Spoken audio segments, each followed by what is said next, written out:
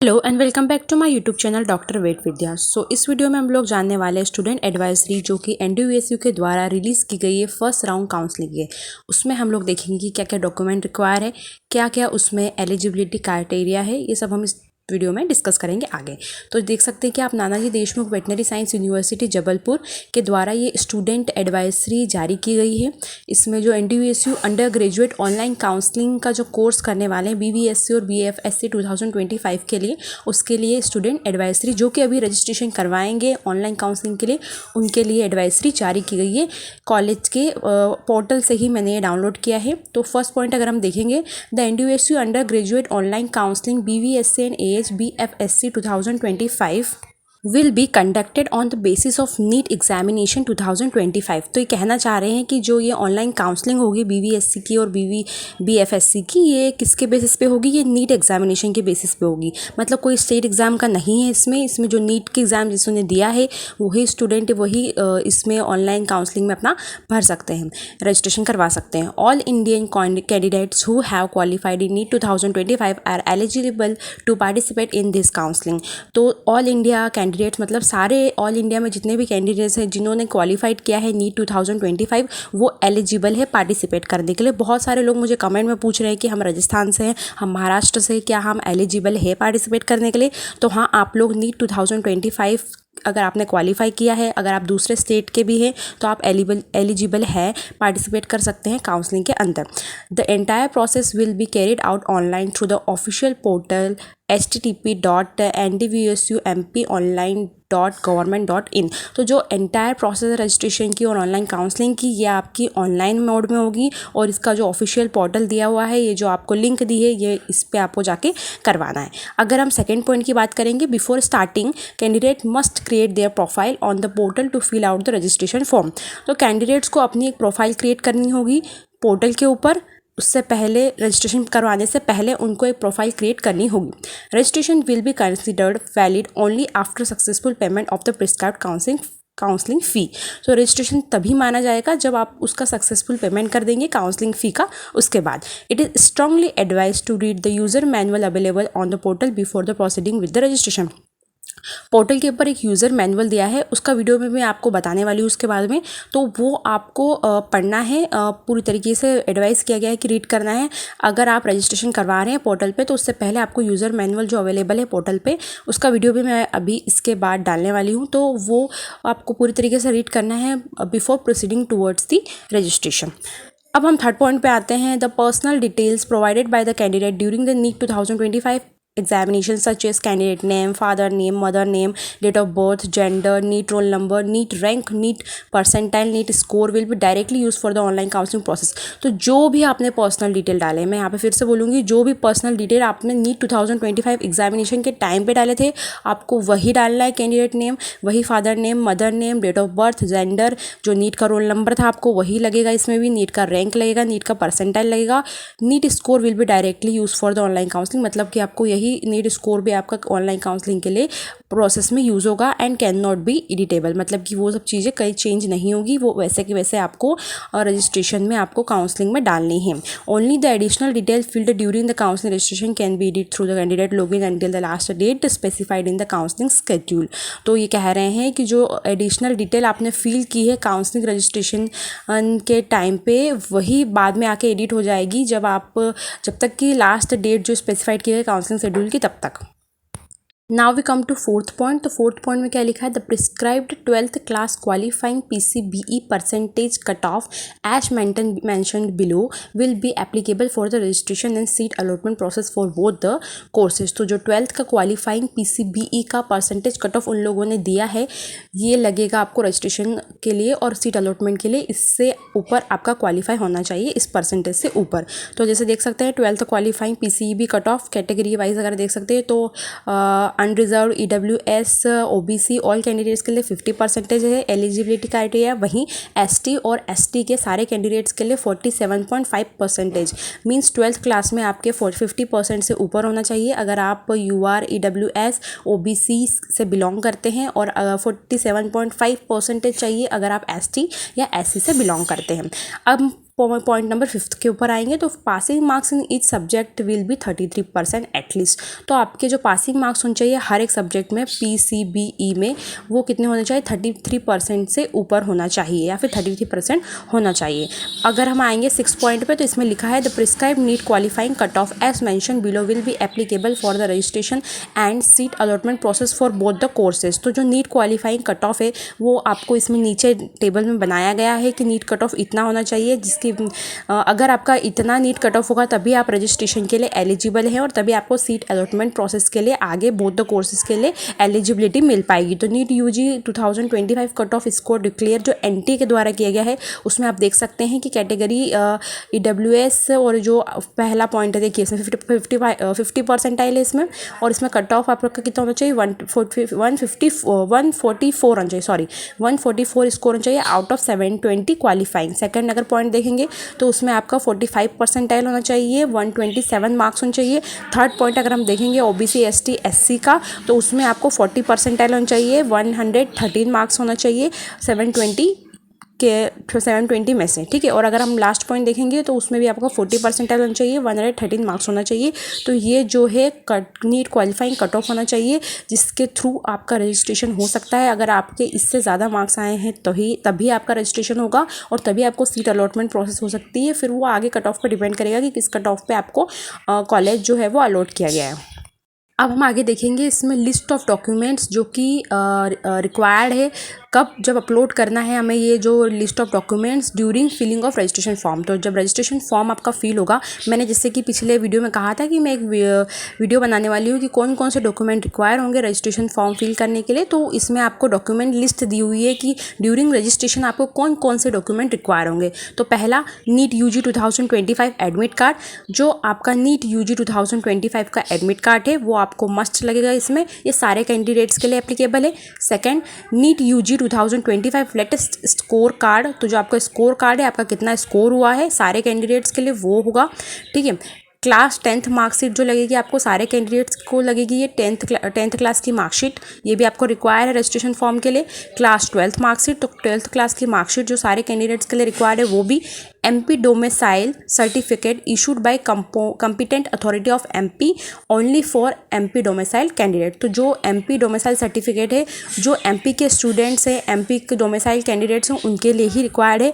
अगर वो MP के कोटा स्टेट कोटा से उठाना चाहते हैं सीट तो उनके लिए है।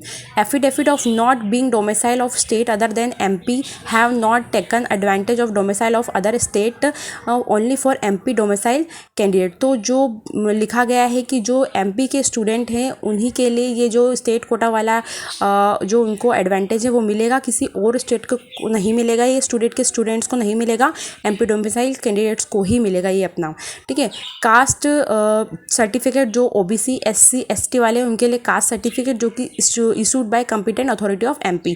तो कास्ट सर्टिफिकेट जो आपका है वो आपको लगेगा MP डोमिसाइल कैंडिडेट्स जो बिलोंग करते हैं OBC SC और ST कैटेगरी के उनके लिए, मतलब जो MP के स्टूडेंट्स हैं उनके लिए कास्ट सर्टिफिकेट ज़रूरी है इसमें।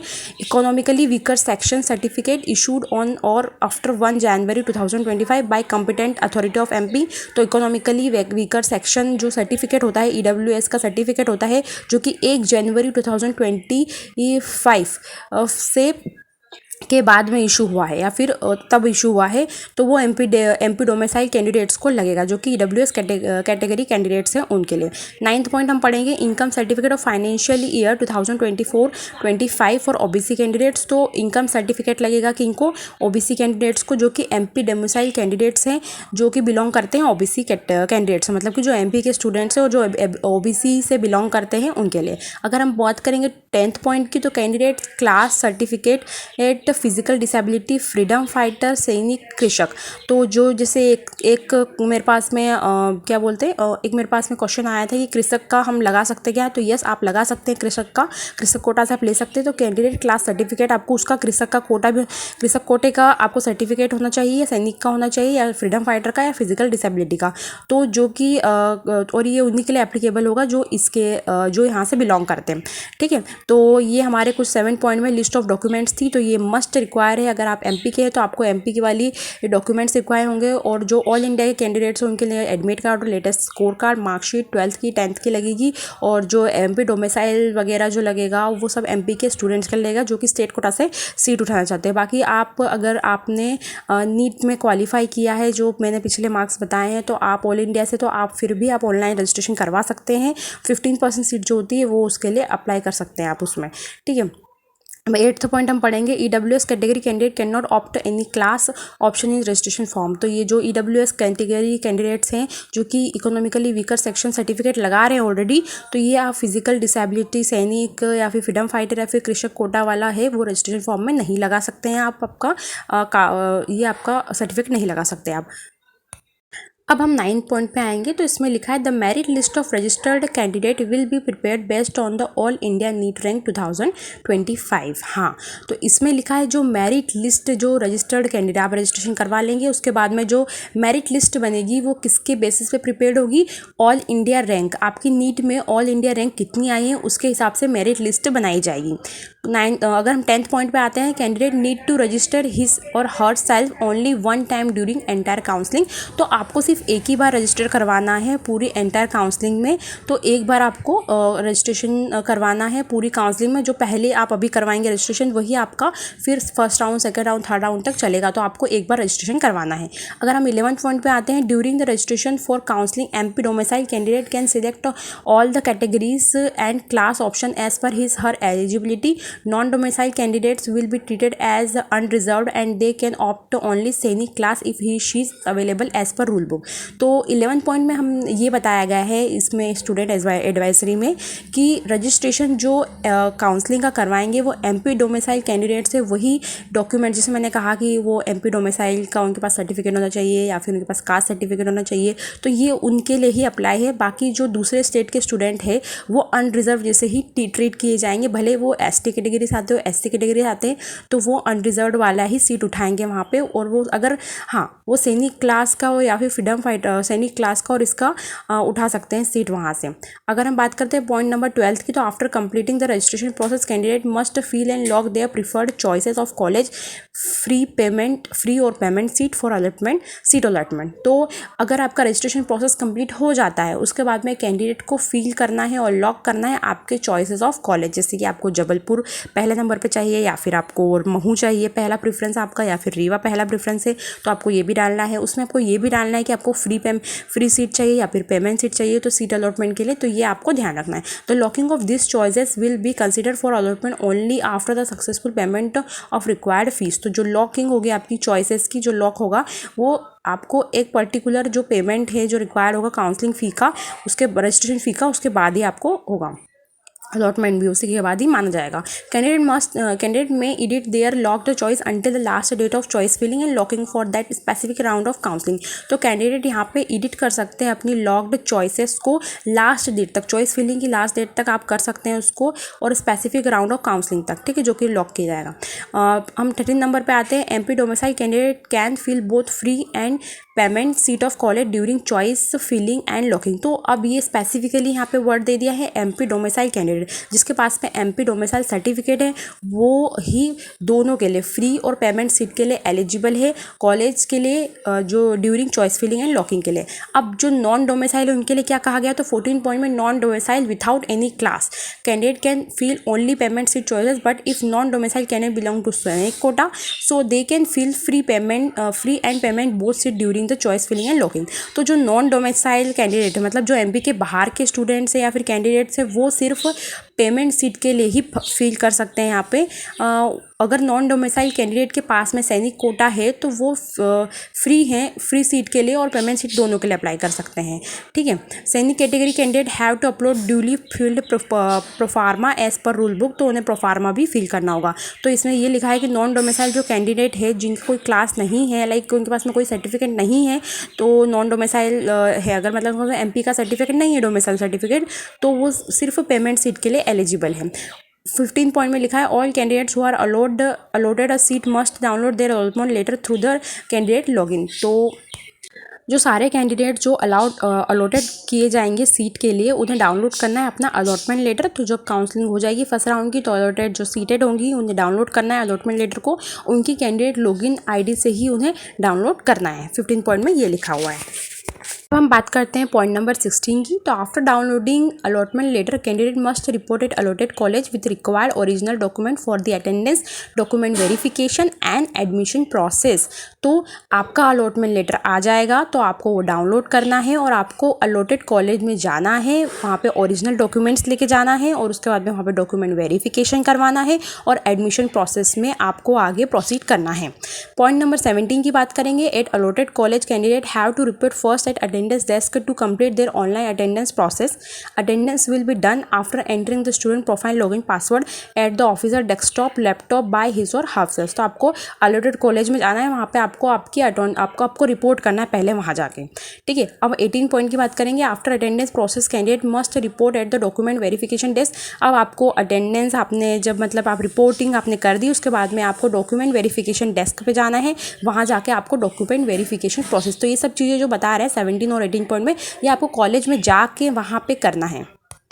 Document verification will be done after entering the student profile login password at the officer desk laptop by his और हर्स। तो वहाँ जाके आपको डॉक्यूमेंट वेरिफिकेशन करवाना है, आपकी प्रोफाइल लॉगिन पासवर्ड वहाँ पे आपको जाके देना है, ठीक है। अगर हम पॉइंट नंबर 19 की बात करेंगे। After completion of the attendance and document verification process candidate have to pay applicable institute fee through candidate login. फिर आपको बाद में आपका फ़ी पेमेंट करना है, फ़ी आपको सबमिट करना है। Various fee payment facilities available on the portal पे आके आपको वहाँ पे फ़ी वगैरह सबमिट करना है, ठीक है।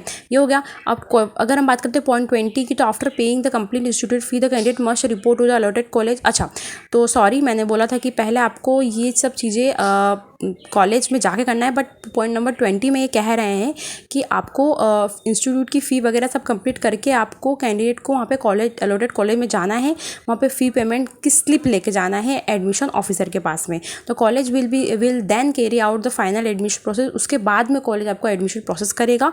Admission will be confirm only after the candidates personally enters their profile login password on the officer desktop और लैपटॉप। तो एडमिशन बाद में उसके बाद में एडमिशन आपका कंफर्म किया जाएगा वहाँ जाके। अगर हम पॉइंट नंबर 21 की बात करेंगे, तो candidate must ensure they collect a receipt for each process from the centre. They can also track their current admission status through the tracker available in the candidate login, ठीक है। तो इसमें ये कह रहे हैं कि कैंडिडेट को रिसिप्ट वगैरह कलेक्ट करनी है प्रोसेस की सेंटर से ही, और उसके बाद में आप उसको ट्रैक भी कर सकते हैं कैंडिडेट लॉगिन पे जो अवेलेबल है, एडमिशन स्टेटस को आप ट्रैक कर सकते हैं करंट, ठीक है। पॉइंट नंबर 22 की बात करें। Admitted candidate will have the option to apply for upgradation for the upgradation option will be available in the candidates profile login. तो जो एडमिटेड कैंडिडेट हैं उन्हें क्या करना है, अगर उन्हें सेकेंड राउंड के लिए अपग्रेड करवाना है या फिर मॉपअप राउंड के लिए अपग्रेड कराना है, तो वो अपग्रेडेशन ऑप्शन अवेलेबल रहेगा कैंडिडेट की प्रोफाइल लॉगिन पे। तो वहाँ जाके आप क्या कर सकते हैं, अपग्रेड करवा सकते हैं। अगर हम पॉइंट नंबर 23 की बात करेंगे। If admitted candidate does not select any upgradation option or chooses no option, they will not be consider for upgradation in the subsequent round of counselling. अगर आपने अपग्रेडेशन ऑप्शन नहीं सिलेक्ट किया है, आपने no choose किया है, तो आप अपग्रेडेशन नहीं करवा सकते नेक्स्ट राउंड ऑफ काउंसलिंग के लिए। ऑल अपग्रेडेड पॉइंट नंबर 24 में हम देखेंगे। All upgraded candidate institute wise category wise in next round must report again at the allotted college mention in particular round of allotment letter. तो जो upgraded candidates हैं जिन्होंने upgrade करने के लिए डाला है, तो इंस्टीट्यूट वाइज और कैटेगरी वाइज वो नेक्स्ट राउंड के लिए जा सकते हैं। नेक्स्ट राउंड के लिए उनको रिपोर्ट करना ही होगा, अगेन फिर से करना होगा अलॉटेड कॉलेज में जो उनको mention particular round of allotment letter में जो उनको मेंशन किया गया है। अगर हम 25 पॉइंट की बात करेंगे, तो please note that all the candidate must have to do fresh choice filling and locking in every round to be considered for seat allotment. तो हर एक राउंड के बाद आपको फ्रेश फिर से चॉइस फिलिंग और फिर से लॉकिंग करना पड़ेगी सीट अलॉटमेंट के लिए। पॉइंट नंबर 26 की बात करेंगे। For any technical query related to counselling process you may contact on the helpline number. तो अगर आपको कुछ भी टेक्निकल क्वेरी हो रही है रिलेटेड टू काउंसलिंग प्रोसेस, तो आप इस हेल्पलाइन नंबर पर जो कि 0755672020 मंडे से लेके तो फ्राइडे तक 8 AM से लेकर तो 8 PM तक, और सैटरडे संडे को 9:30 AM से लेकर तो 6:30 AM तक जो खुला रहता है, आप इस पर कॉल कर सकते हैं और जो भी टेक्निकल क्वेरी आपको हो रही है आप उसके रिगार्डिंग वहाँ पे जाके डिस्कस कर सकते हैं। वहाँ पे जाके आपके डाउट सॉल्व कर सकते हैं कि जो भी हमें प्रॉब्लम आ रही है काउंसलिंग से रिलेटेड। तो इस वीडियो में मैंने जो भी इंफॉर्मेशन ये एनडीयूएसयू के पोर्टल पे स्टूडेंट एडवाइजरी जारी की गई है एनडीयूएसयू के द्वारा कि रजिस्ट्रेशन फॉर्म जब हम फिल करेंगे तो हमें क्या क्या ध्यान रखना है और रजिस्ट्रेशन फॉर्म फिल करने के बाद में क्या क्या प्रोसेस रहेगी जिसके थ्रू हमें कॉलेज अलॉट होगा, क्या क्या प्रोसेस रहेगी जिसके थ्रू हमें नेक्स्ट राउंड के लिए अपग्रेडेशन करवाना है और क्या क्या हमारा टेक्निकल प्रॉब्लम हो सकती है और क्या क्या हम नॉन एमपी जिसके पास में एमपी डोमिसाइल नहीं है या फिर जिसके पास में एमपी डोमिसाइल है उन्हें कौन कौन से डॉक्यूमेंट रिक्वायर्ड है, ये सब इस वीडियो में मैंने डिटेल डिस्कशन किया है। तो आप इस वीडियो को ध्यान से देखिए और इसमें जो भी लिखा है उसे ध्यान से पढ़िए, समझिए और उसके बाद रजिस्ट्रेशन करवाइए। And that's it for this video. अगर आपको ये वीडियो इंफॉर्मेटिव लगता है तो do subscribe to my channel and also share this video जिनको इसकी ज़रूरत है अभी जो रजिस्ट्रेशन करवा रहे हैं उनको।